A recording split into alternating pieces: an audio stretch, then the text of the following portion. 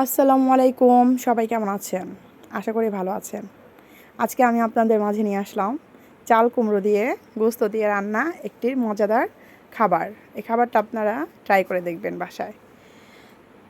গোস্ত দিয়ে অনেক কিছুই খাওয়া যায়, তো আমি আজকে মুরগির গোস্ত দিয়ে রান্না করব চাল কুমড়া দিয়ে।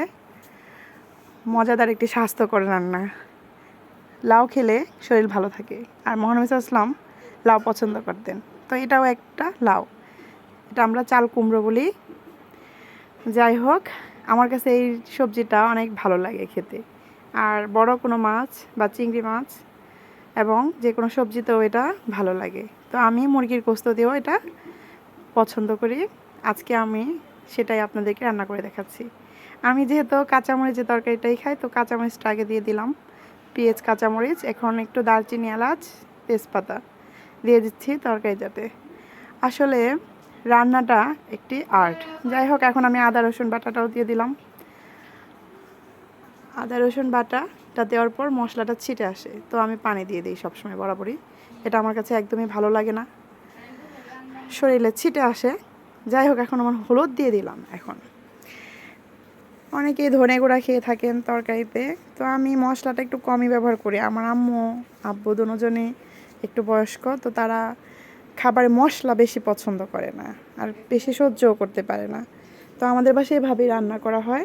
মাঝে মাঝে অনেক ধরনের মশলা ব্যবহার করা হয়। যাই হোক, এভাবে আমি একটু তরকারি রান্না করে আপনারাও খেয়ে দেখবেন। এখন আমি তরকারিতে গোস্তটা দিয়ে দিলাম। তো এখানে আমি আরেকটু অ্যাড করেছি, আমার আম্মা পাটায় বেটেছিলেন একটু মরিচ এবং রসুন ভাজা, মানে কাঁচামরিচটাই বেটে নিয়েছি। যাই হোক, এই যে এটা আমি এখন দিয়ে দিচ্ছি। তরকারিতে ঝাল না হলে ভালো লাগে না, আর যেহেতু ঝাল খাই না আমরা বেশি একটা, এর জন্য এক এক সময় এক একটা ব্যবহার করতে হয়। তাই আজকে একটু মরিচটা কাঁচামরিচ ভেজে, রসুন ভেজে, পেঁয়াজ ভেজে ওটা একটু বেটে একটু দিয়ে দিলাম। এখন মশলাটাকে ভালোভাবে আমি গোস্তটা দিয়ে কষিয়ে নিচ্ছি। গোস্তটাও কিন্তু কষানোর ব্যাপার স্যাপার রয়েছে। আসলে আমরা গোস্ত বিভিন্নভাবেই খেয়ে থাকি, বিভিন্নভাবেই ভালো লাগে। তো এখন যেহেতু চাল কুমড়ার সিজন চলতেছে, তো এগুলো আমি এখন এটা দিয়ে আজকে রান্না আপনাদেরকে দেখালাম। আপনারা এভাবে খেতে পারেন। এই সবজিটা কিন্তু খেতে বেশ ভালো লাগবে। এটা এক প্রকার গোস্ত এবং সবজি দুটোই। অনেক বাচ্চারাও এটা খাবে এবং খাওয়া শিখবে। ওরা তো গোস্ত খেতে পছন্দ করে, তো ওদেরকে সেই সাথে গোস্তের সাথে সবজিটাও খাওয়ানো যেতে পারে বা খাওয়ানো আসলে আমরা বলি বাচ্চারা পছন্দ করে না, কিন্তু ওদেরকে আমাদের খাওয়ানোর ব্যবস্থাটাও করে দিতে হবে যেন ওরা পছন্দ করে। সেভাবে একটু বুঝিয়ে সুঝিয়ে খাওয়ানোরও ব্যাপার স্যাপার রয়েছে।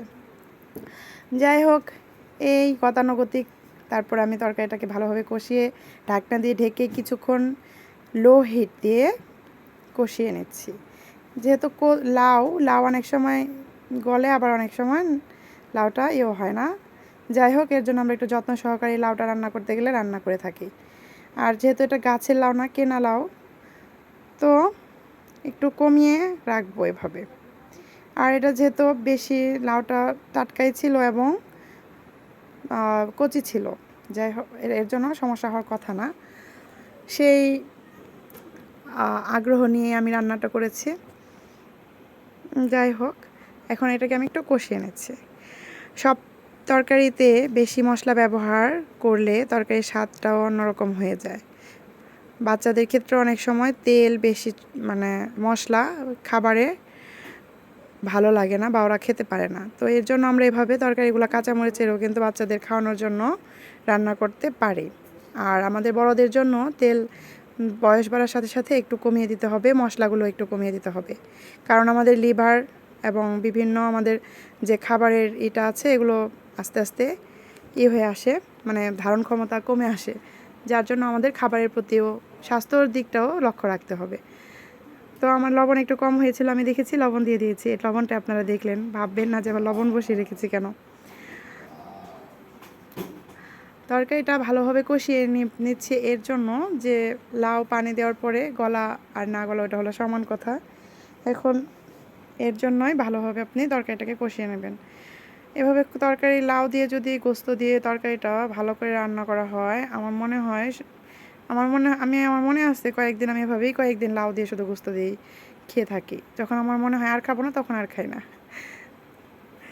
যাই হোক, এখন যেহেতু পর্যাপ্ত চাল কুমড়া বা লাউ বলেন এগুলো বাজারে রয়েছে অ্যাভেলেবল, আর আমরা যেহেতু চিকেনটা বরাবরই বাসায় ছোটো বাচ্চা এবং বড়দের জন্য রান্না করে থাকি, তো আমরা এভাবে খাবো এবং বাচ্চাদেরকে আমরা খাওয়াটা শেখাবো। কারণ ওদের যদি আমরা না খাওয়া শেখাই তাহলে কিন্তু ওরা খাবে না, ওরা ওই গতানুগতিক ধারায় খাবার খাবে। তো আসলে আমাদের স্বাস্থ্যের দিকটাও লক্ষ্য রাখতে হবে। এই ছোটোবেলায় যদি আমরা ছোটোদেরকে অনেক চর্বি জাতীয় খাবার খাইয়ে ফেলি তাহলে ওদের ছোটোবেলায় অনেক রোগ ধরে যাবে। দেখা যাবে বড় হলে আর ওরা কি খাবে, এই খাবারই ওদের মানে আর করতে পারতেছে না, এরকমটাই হয়ে যায়। যাই হোক, আমরা সবসময় ছোটোদেরকেও আমাদের বড়দের খাবারগুলোর সাথে পরিচয় করে দিব এবং মজার মজার মাছের সাথে পরিচয় করে দিব। যাই হোক, এই তো আমার রান্নাটা কিন্তু হয়ে গেল। সবাই আপনারা এভাবে ট্রাই করে নেবেন।